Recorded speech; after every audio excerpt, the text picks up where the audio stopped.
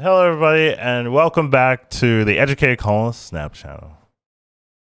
How you doing? So today, Secretary released their OTA patch. It was expected for August 17th. We do have a couple of changes, 3 changes to go through. Should be pretty quick, but I wanted to talk about some of my thoughts on these cards and if they're going to be meta, essentially. So let's get started. So the first one I think is also the most important change, in my opinion. That is the changes to Forge. So Forge is a 2-1 with the on reveal. Give your next card you play +2 power, but they decided to buff it up to +3 power, which is actually very meaningful because the way you interact with Forge usually lets you double dip or triple dip, essentially, the power you're increasing. A lot of the cards you're buffing don't just take that static +2, and they're done. They usually take that +2 power and then copy it in some way or double it again or move it around or have multiple copies. So it ends up being much higher than a +1 buff you're giving Forge. Essentially ends up being maybe a +2, a +3, a +4 buff, right? So it turns out it turns this card from on average being something like a 2-5, maybe a 2-3 at worst, but a lot of times it's double dipping, so it's like a 2-5. Now you turn to something like a 2-7, which is very, very powerful, very, very relevant, and that's not even like the max power. If you double dip again, this could be significantly higher than a 2-7. So I do think this card with this buff can actually see some meaningful play, and it kind of showcases Deathstrike, because my current thoughts on Deathstrike right now is it's not worth your spotlight, just because it's hard to make work, and a lot of times if you are trying to play the synergy, it requires a lot of random setup that isn't necessarily something your opponent's going to be playing into all the time. So it's kind of telling that they buff Forge right after they release Lady Deathstrike, because maybe it's just showing that, okay, Deathstrike isn't performing super well. How do we buff it without, buffing it right now since it's still in the spotlight? And this is their way of doing it, as well as it works with a lot of other cards. So I did make a list of like notable cards that Forge can buff with, and you can kind of take advantage of. I think Dakin's a big one, especially since the curve is perfect, right? Forge is on 2, Dakin's on 3. So you can just go Forge into Dakin. Now you have a 3-7 Dakin with the ability to double 3-14, right? Like that's very meaningful for a 2-drop. Turned from 8 power to a 14 power. That's, before Nova, before Silver Surfer, anything like that. So that could be something that's very common. Deathstrike for sure. Multiple Man also is a pretty easy target as well, turning into a 2-6. A lot of people are using it with Hulkbuster right now, and I think that's probably still better. I mean, you can do both for sure, but I do think Multiple Man to Hulkbuster is a 2-8, which is like perfect stat line since it can't be Shang-Chi, and you can copy it all the time. But it is something that is available. Nimrod as well. People are using Shuri most of the time, but you can use Forge if you have other plans. Brood I also think is a very good one, right? Just like Dakin, it flows perfectly, so you can play Forge on 2, Brood on 5, turns Brood into a 315, which is so strong. So I definitely think if you're playing a Silver Surfer deck, the Forge into Dakin option and the Forge into Brood option just gives you that very powerful flexibility where Forge has multiple targets. That's usually something you want if you're playing a card like Forge, and watch out for that. So Black Panther as well, I wouldn't necessarily say is super prevalent. A lot of people aren't really playing Black Panther, but it does double dip in the same way. You would argue that maybe Dakin is just a better Black Panther, right? It's like, honestly. Now that I look at the cards, right, they're kind of the same, except Black Panther costs 2 more. You could argue that the Muramasa shard cost 1, but a lot of times you're not even playing it, you're discarding it as well. So you basically get the Black Panther effects, but for a much cheaper cost and has more synergies with Silver Surfer, all that stuff. So definitely would lean Dakin over Black Panther right now. Mr. Sinister is just a slightly lower power Brood, but still pretty good. 2 power 10 is very strong. And then you have the 1 cost beat sticks, the Human Torch and the Deadpool, right? If you can just start their engine up early instead of going from 1 to 2, 2 to 4, you're going straight from 1 to 4.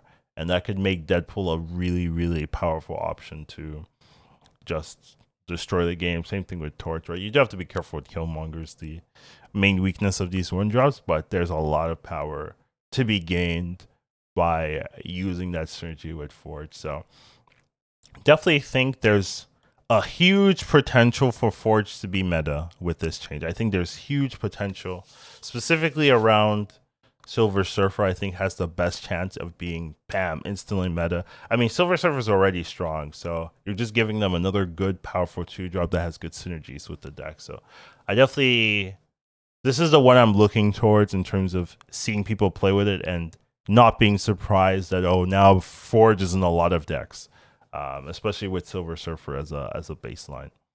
And they do have their comments, right? So many cards make great use of Forge effects, but he's not quite powerful enough to be competitive at the moment. Arguable, I mean, yeah, no one's using it, so I guess it's fair.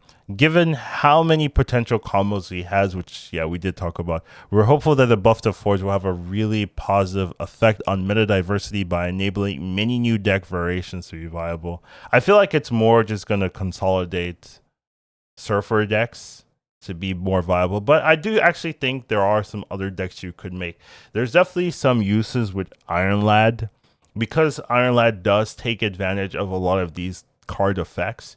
You could run Forge Iron Lad with like maybe Brood Sinister, kind of like that Patriot Shell that people are using, but have this Forge as another potential target. So I could definitely see that as well. Even though we've only increased his effect by 1 power, that makes a huge difference. Cards like Deadpool, Multiple Met, and Brood, yeah, which are some of the cards I did talk about, can quickly multiply this effect to a much greater increase. So yeah, same thing with but same thing with like Deathstrike, right? 6 power Deathstrike is nothing to scoff about. So there's definitely a lot of potential for Brood to be very meta. So this is the one change I'm really looking at. I really think could be very meaningful in the game. But let's look at the other 2 that we have. So next one we do have is Shanna, the She-Devil. She is being changed from a 4/4 to a 3/2. So that is meaningful-ish. I mean, this one I'm not too sure about whether it's a good or a big change here. I just think that her use cases are somewhat small and have potential weaknesses where the cards you summon don't always help you. Things like Hood can really mess you up. Iron Fist can also be weird. You can get Ebony Maw. So playing it early can sometimes not be super reliable, but also playing it late also has that potential downside. Now, you could argue there comes to a point where the swing is so high that it doesn't matter. Where for a 3-drop, you're probably getting way more than a 3-drop worth of stats, right? Because you play it as 2 power. Then let's say you, on average, you get 2 power on the ground. That turns into a 3/8 without any synergies, right? So no Blue Marvel synergy, no Khazar synergy, anything like that. You're getting, on average, maybe a 3/8. Someone would have to run the numbers and see how much power you get on average. I'm sure people have already done. But I think 2 power is like pretty good baseline. And if that's the baseline without the synergy, maybe as a 3 cost, it's now worth it to try making decks with it. Because definitely as a 4, even though you had the Zabu synergy, it's not consistent, and sometimes you just don't want to run Zabu, in this deck with this one drop deck, right? So there, I mean, definitely people are gonna try her and see how she feels at 3 and see if there's some synergies that just make sense. But I'm not super sold on this being a massive change going from 4-4 to 3-2 in terms of its playability. Now, I could definitely be wrong, but that's my initial thoughts on this card. What do they have to say about it? So when we initially designed Shanna, we made her 4 costs to synergize with her companions, Khazar and Zabu. Yeah, that makes sense, right? A lot of people do find the thematic synergies pretty cool, where like Moon Girl and Dino Devilsaur are the probably the most popular combo that people talk about, where it's like, oh wow, it's really cool that they both work together really well. And so it makes sense that you would have that in the back of your mind when you're designing cards. But she hasn't really found, even after a power buff, she hasn't really found success. Yeah, it's just hard to play her right now. And there's just a lot of inconsistency. She's not a consistent card, which I think is her biggest issue in terms of like, it's fine to be inconsistent if your ceiling is high. All right, so if you're inconsistent, but at least every time you're getting some advantage there, but some of her inconsistencies screw you over. Right, Hood can mess you up, right? That's a spot you need. Even though you're getting the demon, and if you play a last turn, it can really screw you up. Ebony Maw can screw you, and there's just some other little cards that don't necessarily work that well. And as well as like getting 1 power cards, it's just not worth that issue or that RNG. And when people are snapping into your stuff like that, it just feels like, oh, do I really want to play a card that can just lose me the game, right? You don't want to play cards that like, oh yeah, this card can just lose you the game sometimes, right? Like, yeah, unless it has a really good baseline, right? The ceiling's really high. So that's where she struggles. A cost reduction should afford her more deck building flexibility, which is always true, and make her a more viable turn 6 play to add power to each location. So turn 6 play, I mean, once again, right, like, are you gonna play this in Silver Surfer? Probably not, right? Silver Surfer tends to need all of its space pretty highly, so I don't see it being run in Silver Surfer. But I guess you can play her with Zabu. But if you're playing her with Zabu, you already, like, it doesn't matter if it was 4 or 3, except like maybe you have more synergies. But I'm wondering if there's like a very easy combo with her now that she's on 3 that you couldn't do before, right? Because you're not playing.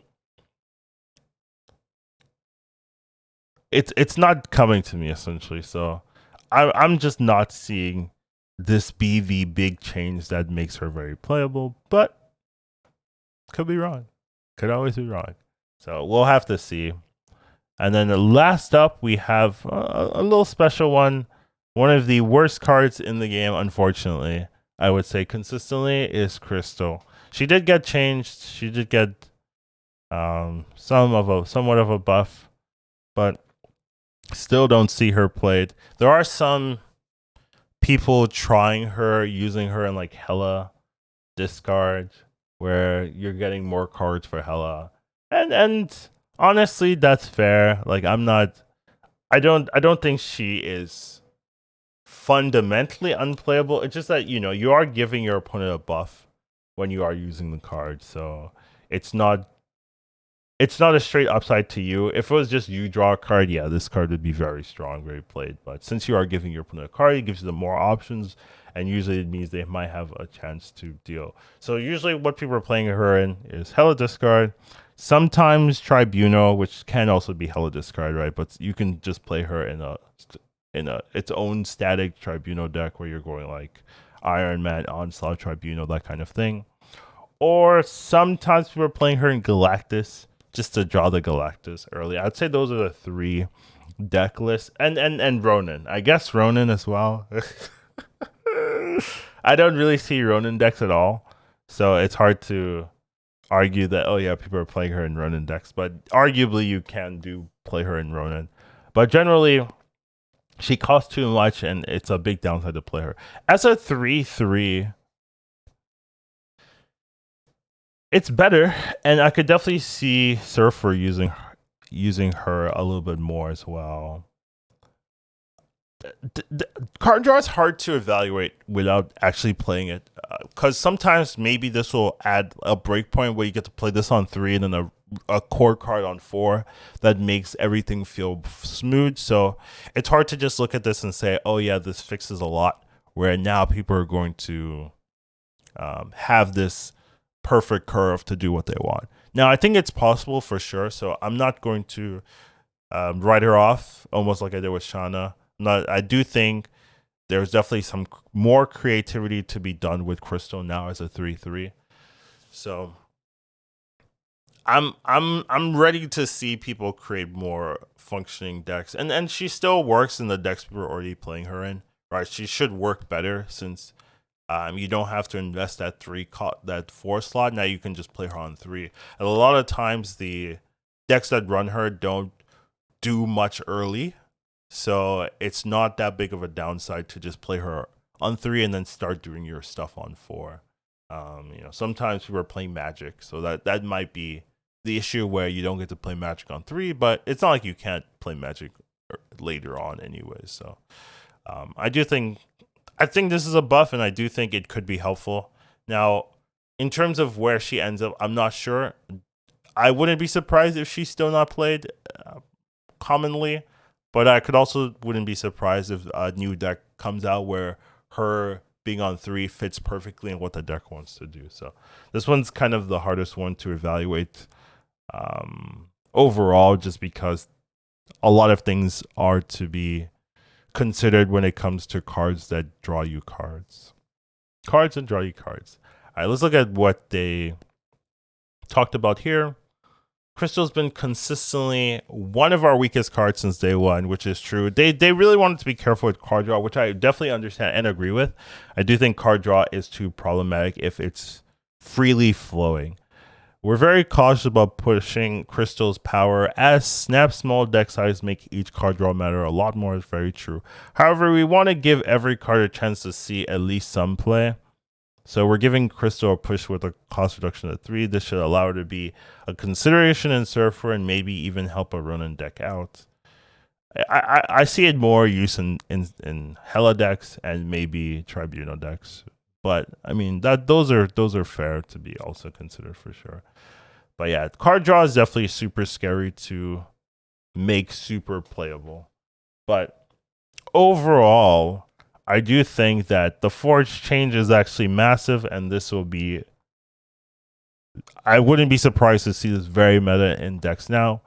Shanna, I don't really think this will do too much, and then Crystal will have to be seen with time.